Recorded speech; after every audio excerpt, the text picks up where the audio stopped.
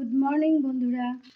আজ শনিবার, তো শনিবারের প্রত্যেকের বাড়িতেই বাচ্চারা খেতে চায় না, কারণ আজকে মাছ মাংস হয় না। তাই আমি কড়াইতে রিফাইন তেল দিয়ে দিলাম। বাচ্চাদের জন্যই, আমরা সবাই খাই। এটা হচ্ছে পেঁপেটাকে আমি অল্প লবণ দিয়ে মেখে চটকে চিপে নিচ্ছি। পেঁপেটাকে কুচি করে লবণ দিয়ে চটকে রেখেছিলাম।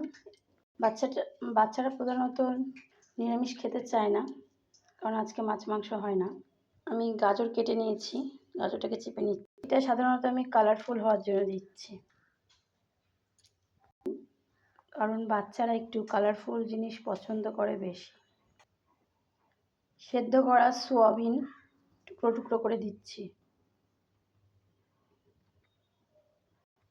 একটু আদা বাটা, ধনে পাতা কুচি, জোয়ান, কুচো লঙ্কা, স্বাদ মতো লবণ, হলুদ গুঁড়ো, সামান্য একটু চিনি। যেহেতু আমাদের আজকে চালের গুঁড়ো নেই, তো আমি এখানে ময়দা ইউজ করছি। বেসনও নেই, আপনারা বেসনও দিতে পারেন।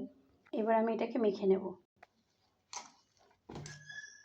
ভালো করে মেখে নেব। গাজরটা দিয়েছি যাতে কালারটা সাদার মধ্যে লাল লাল হবে, দেখতে ভালো লাগবে, ওদের খেতেও পছন্দ করবে। আমার ডোটা মাখা হয়ে গেছে। এবার আমি ডো থেকে নিয়ে হাত দিয়ে চিপে চিপে তেলে কড়াইতে দিই। বাচ্চারা সাধারণত গাজর পেঁপে খেতে চায় না, তার জন্য আমার এই কৌশল। সোয়াবিনটাকে তো বুঝতে পারে না, ওটা চিকেন হিসেবে চালিয়ে দেওয়া হয়, যে চিকেনের বড়া। উল্টে দিলাম। আমি কোনো রান্নাই ইউটিউব দেখে করি না, নিজের মন থেকে করি। ভালো লাগলে অবশ্যই বাড়িতে করে খাবেন, বাচ্চাদেরকে খাওয়াবেন।